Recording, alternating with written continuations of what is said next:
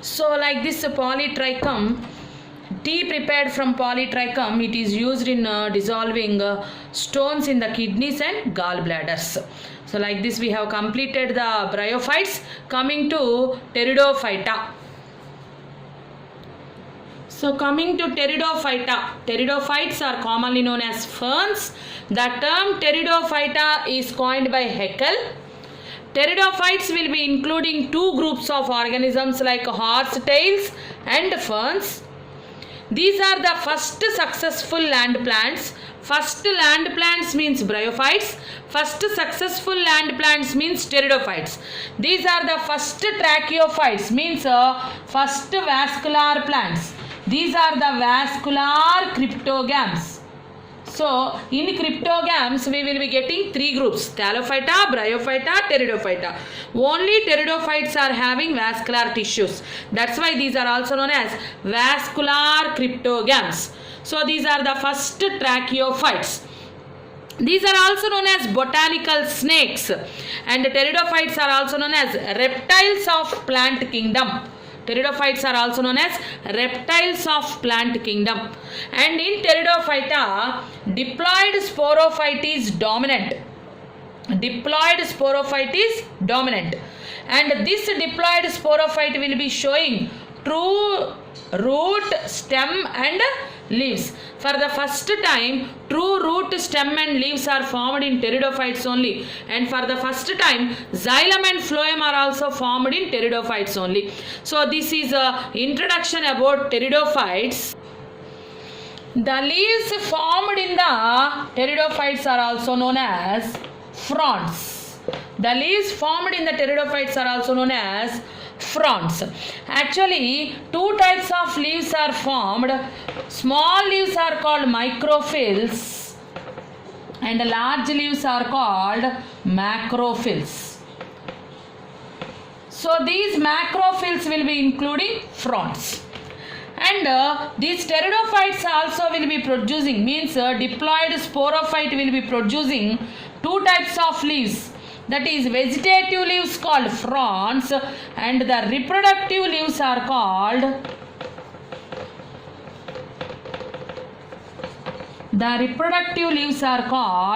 sporophylls.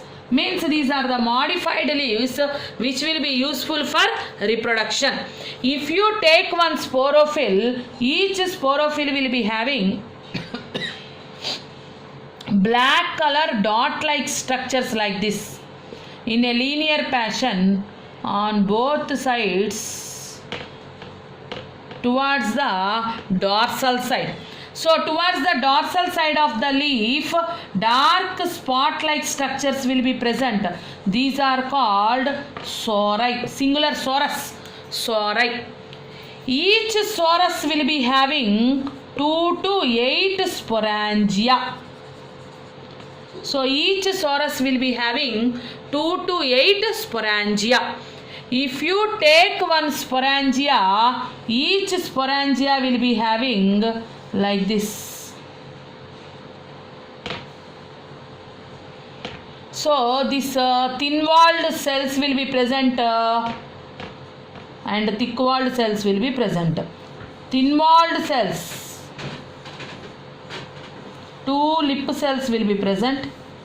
So these thin-walled cells are called stomium. Thick-walled cells are called annulus. Inside the sporangia, sporogenous tissue will be present, diploid sporogenous tissue. And this sporogenous tissue undergoes meiosis to form haploid spores. And the sporangia will be breaking in between these two lip cells, and because of this breaking of sporangia between two lip cells, the spores formed inside the sporangia will be liberated out. When this haploid spore germinates on the surface of soil, it will be producing a haploid gametophyte called prothallus. So, the haploid gametophyte produced by the germination of haploid spore is called prothallus. Remember one thing, in pteridophytes, heterospory is for the first time it is seen. Heterospory means production of two types of spores. Production of two types of spores is called heterospory. We can be able to see homosporous condition also in pteridophytes.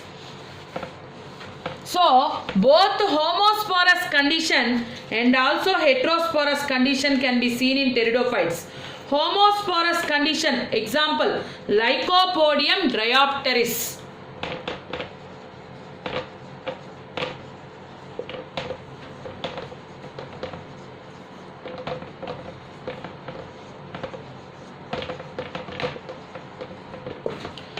Heterospory or heterosporous condition, Selaginella salvinia. These are the two examples for heterospory. Heterospory means two types of spores will be formed. Homospory means only one type of spores are formed. So what are the two types of spores? Microspore and megaspore. So when two types of spores are formed, that is called heterospory. Only one type of spores are formed, that is called homospory. Coming to in the life cycle of pteridophytes, remember from diploid sporophyte we have started the life cycle, and this diploid sporophyte will be having true root, stem, leaf like structures. True root, stem and leaf are present. And from here diploid sporophyte, true root, stem and leaf. And in these leaves two types of leaves like fronds and also reproductive leaves called sporophylls are present. On the sporophylls sori are present, means dark brown or black color dot like structures present on dorsal surface of leaves. Sporophylls are called sori. Each sorus will be having 2 to 8 sporangia. So in the sorus sporangia will be present. Inside the sporangia, sporogenous tissue will be present, which will be undergoing meiosis to form haploid spores. And this spore will be germinating to form haploid prothallus. This prothallus is called gametophyte. And on this gametophyte, again sex organs will be formed, like female sex organ archegonia, male sex organ antheridia. And again male and female sex organs will be forming male gamete and female gamete. These two will be fusing to form diploid zygote. Zygote develops into embryo. Embryo again forms diploid sporophyte. Like this again the life cycle comes to diploid sporophyte. As the diploid sporophyte is dominant, the life cycle is said to be diplohaplontic life cycle. Life cycle is said to be diplohaplontic life cycle. Already we discussed about diploid sporophyte forming sporophylls, sorus and sporangial structure when the formation of spores. This spore germinates to form prothallus. This structure of prothallus I am going to discuss now. See, the structure of prothallus will be, it is a cardiac shaped like this. So heart shape or cardiac shaped prothallus will be formed, and this prothallus will be having a apical notch and root like structures, rhizoids like this. Rhizoids, they will be helping in absorption of water and minerals from the soil. And here antheridial structures and archegonial structures will be formed. So archegonia and antheridia will be formed here. All this is parenchymatous tissue. So the prothallus will be, prothallus, it is also known as gametophyte, which is haploid. It is cardiac shaped or heart shaped, and this cardiac shaped prothallus will be having root like structures, rhizoids for absorption of water and minerals from the soil, and apical notch is present. Towards the apical notch, antheridia and archegonia will be formed in the sponge-like parenchymatous tissue. Antheridia are male sex organs, archegonia are female sex organs. In the antheridia, antherozoids are developed, which are flagellated. And this archegonia same like bryophytes, here also archegonia will be present, but in this archegonia also venter neck will be present, in the venter egg cell will be present, and here also the neck and neck canal cells will be disintegrated and mucilaginous substance will be formed, and these anthrozoids will be swimming, they will be undergoing swimming to move towards the archegonia, and inside the archegonia the anthrozoid male gametes will be fusing with the female gamete to form diploid zygote. This zygote develops into embryo, and this embryo develops again into diploid sporophyte. This diploid sporophyte root system will be fixed into the soil through this apical notch. Like this the sporophyte, true root, leaf and stem will be formed like this. So here the diploid sporophyte is fixing its root system into the soil, and it is not at all taking food, water or minerals from the gametophyte. That's why in pteridophytes diploid sporophyte is said to be independent of gametophyte. So diploid sporophyte is said to be independent of gametophyte. It is not at all depending on gametophyte. Sporophyte is independent. It can prepare its own food material with the help of leaves. It can absorb its own water and minerals from the soil with the help of roots, which are fixed into the soil through this apical notch from the prothallus. Though the sporophyte is developing on the gametophyte, but the sporophyte is not at all depending on the gametophyte. It is independent of the gametophyte. Like this, the life cycle of pteridophytes is completed, and the life cycle dominant stage is as the diploid sporophyte. The life cycle is said to be diplohaplontic life cycle. The pteridophytes life cycle is said to be diplohaplontic life cycle. Listen ma, the gametophyte of pteridophytes will be requiring cool, damp, shady places to grow. As it is requiring, gametophyte growing will be requiring cool, damp, shady places to grow. The gametophyte is requiring this type of environment. The pteridophytes cannot grow everywhere. So the growth of pteridophytes is limited, and it is restricted to narrow geographical regions. So only some localities only the pteridophytes are grown. And the zygote is developing into embryo.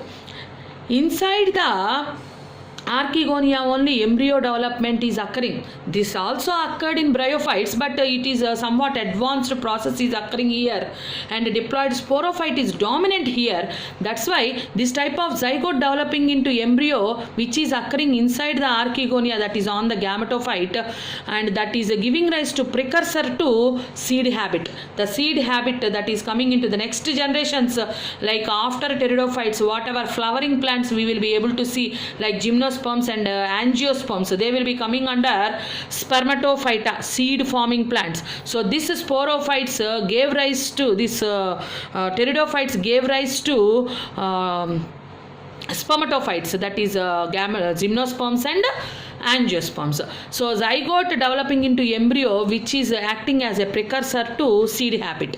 These 2 points has to be remembered. So the pteridophytes are restricted to narrow geographical regions because the gametophytic growth requires cool, damp, shady places which are not available at all localities. That's all about the general characters of pteridophytes. Coming to the 4 classes of pteridophytes. The pteridophytes are classified into 4 classes. Celopsida. They are also known as commonly whisk ferns. Example, Silotum. Lycopsida, club mosses. Example, Lycopodium and also Selaginella. Sphenopsida, horsetails. Example, Equisetum. Pteropsida, commonly known as ferns. Example, Pteris. So these are the 4 classes of pteridophytes: Celopsida, Lycopsida, Sphenopsida, Pteropsida. Celopsida, Lycopsida, Sphenopsida, Pteropsida. These are the 4 classes of pteridophytes. See, this is the life cycle of pteridophytes. Diploid sporophyte will be forming sporophylls. On the sporophylls, sorus are formed. Inside the sorus, sporangia, 2 to 8 sporangia will be present. Inside the sporangia, sporogenous tissue will be present, which will be metamorphosized to spore mother cells. This diploid spore mother cells undergoes meiosis to form haploid spores, and these haploid spores germinates on the soil to form haploid prothallus, that is heart-shaped gametophytic generation. And on this haploid prothallus, antheridia and archegonia are formed. Antheridia are male sex organs, archegonia are female sex organs. Inside the antheridia, antherozoids are formed. Inside the archegonia, egg is formed.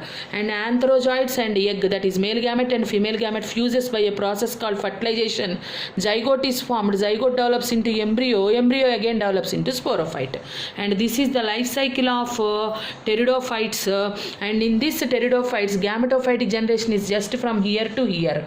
So haploid stage is very limited. Diploid stages are very more. That is why the life cycle of pteridophytes is also known as diplohaplontic life cycle. What we call this life cycle? Diplohaplontic life cycle. So like this, diploid sporophyte, the life cycle begins, and again the diploid sporophyte is formed by the intermediate haploid gametophyte. This is about life cycle of pteridophytes. Coming to the last topic, that is economic importance of pteridophytes. So pteridophytes, which are commonly known as ferns, they are somewhat economically important. Like some ferns are ornamental because of their showy nature. They will be grown for ornamental purpose. So for showy nature only, these ferns are very famous as ornamental plants. Coming to Marsilia, like this, some ferns like Marsilia, which are rich in starch food materials. Starch food materials are present in more amount in some ferns like Marsilia. These pteridophytes are used as food by tribals. So pteridophytes are also used as food by tribals. And a pteridophyte called Dryopteris. From Dryopteris, an anti-helminthic drug is formed. Anti-helminthic drug means the drug which will be killing the helminths. So I think you know platyhelminths, nematyhelminths will be present. In zoology we will be discussing about that. That anti-helminthic drug is prepared from Dryopteris. And these pteridophytes are also acting as soil binders, so they will be preventing soil erosion. And equisetum, it is also known as horsetail. This equisetum will be used for cleaning utensils and also for polishing metals. So for polishing metals and cleaning utensils, this equisetum will be used. These are some of the economically important pteridophytes, and these pteridophytes are useful for human beings in many ways. Like this, they can be used as food material for ornamental purpose, and they will be preventing soil erosion, and they are also useful for preparation of some drugs also. So with this, we have completed the economic importance of pteridophytes. So like this, the pteridophytes and bryophytes are both are useful. Somewhat economic importance is present for both bryophytes and pteridophytes. That's all, students.